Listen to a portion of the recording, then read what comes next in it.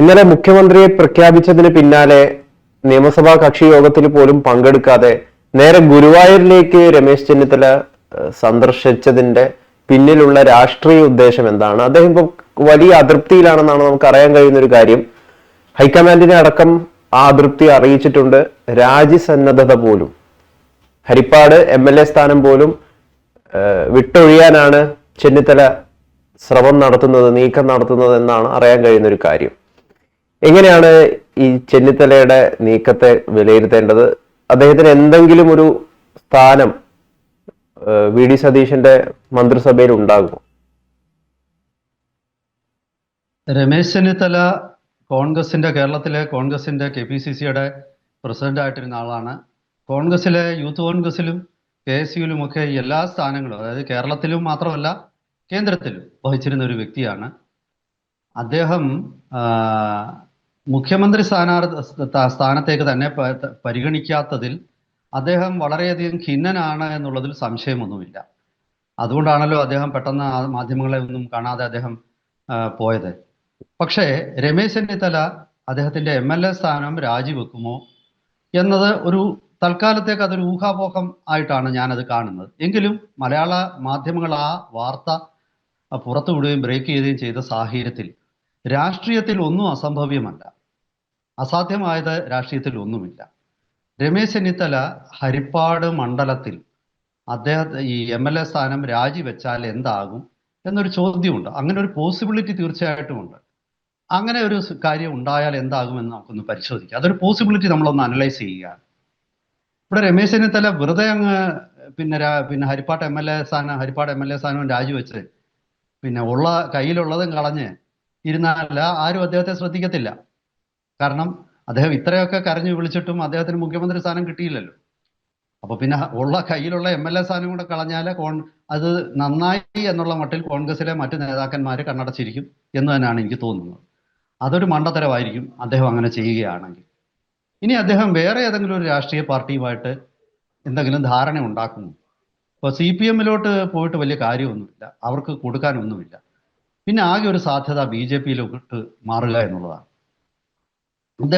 Ramesh Chennithala Harippad MLA സ്ഥാനം രാജിവെച്ച് BJP-യുടെ ഒരു ആശീർവാദത്തോടു കൂടി അദ്ദേഹം തൽക്കാലം BJP-യിൽ ചേരുന്നില്ല എന്ന് തന്നെ ഇരിക്കട്ടെ, അദ്ദേഹം രാജിവെക്കുകയും ലീഗിന്റെ സമ്മർദ്ദ രാഷ്ട്രീയത്തിനെതിരെ ആഞ്ഞടിക്കുകയും ചെയ്താൽ, കാരണം ഇന്നലത്തെ ഈ സംഭവ വികാസങ്ങളിൽ ലീഗ് ഇടപെട്ടു എന്നുള്ളത് വളരെ കൃത്യമായിട്ടുള്ള ഒരു ഊഹാപോഹമല്ല. കാരണം പാണക്കാട് തങ്ങളുമായിട്ട് ചർച്ച ചെയ്തതിന് ശേഷമാണ് രാഹുൽ ഗാന്ധി പുതിയ നേതാവിന്റെ പേര് അനൗൺസ് ചെയ്തത്. ഇതിൽ പ്രത്യേകിച്ച് തർക്കത്തിന്റെ കാര്യമൊന്നുമില്ല. അപ്പോൾ ലീഗിന്റെ അണികൾ തൊടുപുഴ പ്രകടനം നടത്തുകയും പിന്നീട് ജില്ലാ കമ്മിറ്റിയെ ലീഗ് പിരിച്ചുവിടുകയൊക്കെ ചെയ്തത് കാര്യങ്ങളുടെ പോക്ക് എങ്ങോട്ടാണെന്നുള്ളതിന്റെ ഒരു സൂചനയാണ്. അപ്പോൾ സ്വാഭാവികമായിട്ട് രമേശ് ചെന്നിത്തല ഇതിനെതിരെ ആഞ്ഞടിച്ചുകൊണ്ട്, രമേശ് ചെന്നിത്തല അതിശക്തമായിട്ട് ലീഗിനെ വിമർശിച്ചുകൊണ്ട് രമേശ് ചെന്നിത്തല MLA സ്ഥാനം രാജിവെക്കുകയാണെങ്കിൽ അത് വലിയ പ്രതിസന്ധി കോൺഗ്രസിന് ഉണ്ടാക്കും എന്നുള്ള കാര്യത്തിൽ എനിക്ക് സംശയം. കാരണം ഹരിപ്പാട് ഉപതെരഞ്ഞെടുപ്പ് നടക്കേണ്ടത്. ഉപതെരഞ്ഞെടുപ്പ് നടന്നാൽ ഈ ഹരിപ്പാട് മണ്ഡലത്തിൽ ശോഭാ സുരേന്ദ്രൻ ലോക്സഭാ ഇലക്ഷനിൽ 2ാം സ്ഥാനത്തെത്തിയ മണ്ഡലമാണ്. ആ ശോഭാ സുരേന്ദ്രന് വെറും 1400 വോട്ടിൽ താഴെ മാത്രമായിരുന്നു അവർ പിന്നിൽ നിന്നിരുന്നത്. അതായത് KC വേണുഗോപാലിനായിരുന്നു മണ്ഡലത്തിൽ നിന്ന് ഭൂരിപക്ഷം കിട്ടിയ MP ആയ അദ്ദേഹത്തെക്കാൾ വെറും 1400-ൽ പരം വോട്ടുകൾക്ക് മാത്രമാണ് ശോഭ പിന്നിട്ട് നിന്നത്.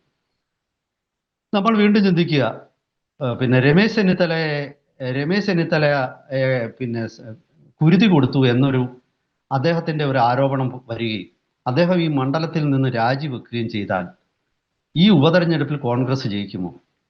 വലിയ ബുദ്ധിമുട്ടാവും എന്നാണ് എനിക്ക് തോന്നുന്നത്. കാരണം അതിനിടയിൽ രാഷ്ട്രീയ അലൈൻമെന്റുകൾ വരും. ലീഗിന് ഹരിപ്പാട്ട് ജയിപ്പിക്കാനുള്ള ശക്തിയൊന്നുമില്ല. ലീഗ് വിചാരിച്ചാൽ ഹരിപ്പാട്ടൊന്നും ചെയ്യാനും പറ്റില്ല. ആ ലീഗ് അവിടെ സജീവമായാൽ തന്നെ അത് എതിരാളികൾക്ക് ഒരു അഡ്വാൻറ്റേജ് ആവും. അപ്പോൾ അത് വല്ലാത്തൊരു രാഷ്ട്രീയ പ്രത്യാഘാതമുണ്ടായി. ഇനി നമ്മൾ ചിന്തിക്കുക, രമേശ് ചെന്നിത്തല മറ്റേതെങ്കിലും സംസ്ഥാനത്തിൽ നിന്നും ഒരു രാജ്യസഭാ MP ആയിട്ട് BJP-യിൽ ചേരുന്നു, അദ്ദേഹം കേന്ദ്രത്തിൽ ഒരു ക്യാബിനറ്റ് മന്ത്രിയാകുന്നു എന്ന് വിചാരിക്കുക. ഇതൊക്കെ ഒരു സാധ്യതയാണ് ഞാൻ പറയുന്നത്. രമേശ് ചെന്നിത്തല അങ്ങനെ ചെയ്യും എന്ന് ഞാൻ കരുതുന്നില്ല. പക്ഷെ അങ്ങനെ ചെയ്താൽ ദേശീയ തലത്തിൽ കോൺഗ്രസിന് വലിയ തിരിച്ചടിയായിരിക്കും. കാരണം ഇതൊരു വലിയ ചർച്ചയായിട്ട് ദേശീയ തലത്തിൽ വരും. ഇങ്ങനെ ഒരു വലിയ ചർച്ച ദേശീയ തലത്തിൽ വരുമ്പോൾ അത് പ്രതിരോധിക്കാൻ കേരളത്തിൽ മുസ്ലിം ലീഗാണ് ഭരിക്കുന്നതെന്നുള്ള BJPയുടെ ഇപ്പോഴത്തെ ശബ്ദം 10 മടങ്ങ് ഉച്ചത്തിൽ ദേശീയ തലത്തിൽ പ്രതിഫലിക്കും. എല്ലാ സംസ്ഥാനങ്ങളിലും ഇതൊരു വലിയ ചർച്ചാ വിഷയമാവും. വരാനിരിക്കുന്ന ലോക്സഭാ തെരഞ്ഞെടുപ്പ് വരെയും ഇതിന്റെ പ്രതിധ്വനികൾ ഇങ്ങനെ വന്നുകൊണ്ടിരിക്കും. ഇത് കേരള രാഷ്ട്രീയത്തിൽ വല്ലാതെ മുഴങ്ങുന്ന ഒരു രാഷ്ട്രീയ സംവാദമാകും. ഇതൊരു രാഷ്ട്രീയ പുതിയ നറേറ്റീവുകൾ സൃഷ്ടിക്കപ്പെടും.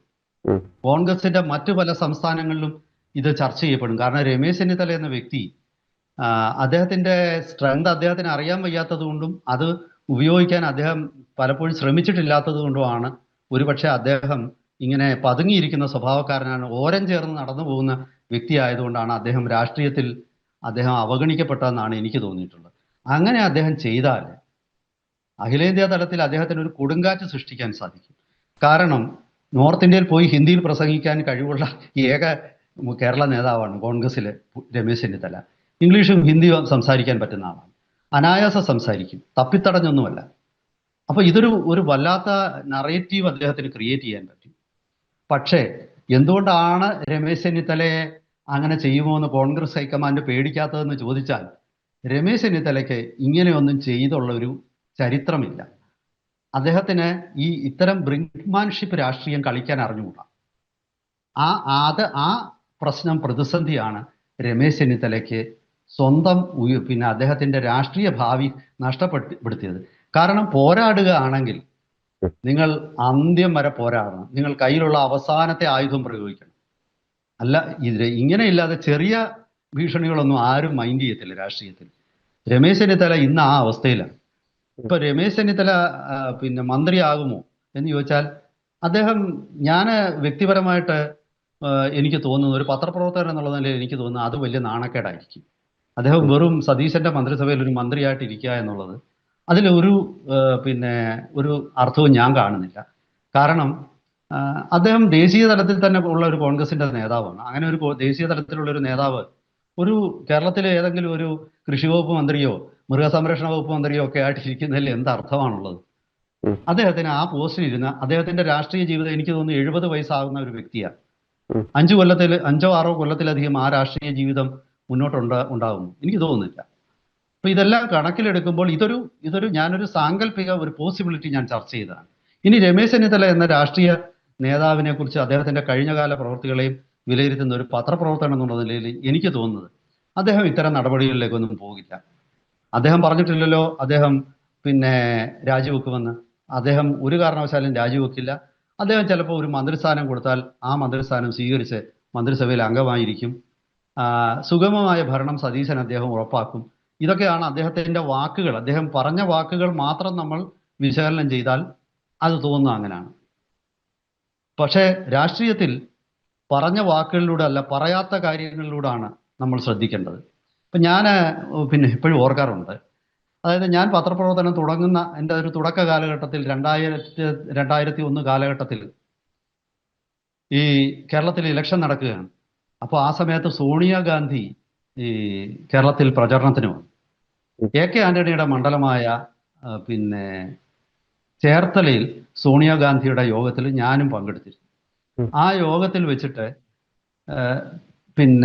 ഞാൻ സോണിയാഗാന്ധി പറഞ്ഞ വാക്കുകൾ മാത്രം വെച്ച് ഞാനൊരു റിപ്പോർട്ട് തയ്യാറാക്കി കൊടുത്തു.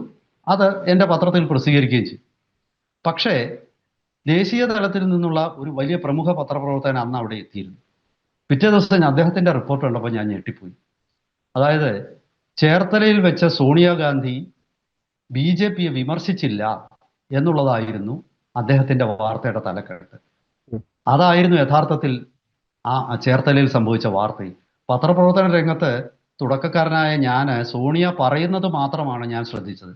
സോണിയ പറയാതിരിക്കുന്ന കാര്യങ്ങളാണ് യഥാർത്ഥത്തിൽ വാർത്ത. മനസ്സിലായി? ഒരു പത്രപ്രവർത്തകനെ സംബന്ധിച്ചിടത്തോളം രാഷ്ട്രീയ നേതാവ് പറയുന്നത് അതേപടി എഴുതി വെക്കാൻ ഒരു സ്റ്റെനോഗ്രാഫർ മതി.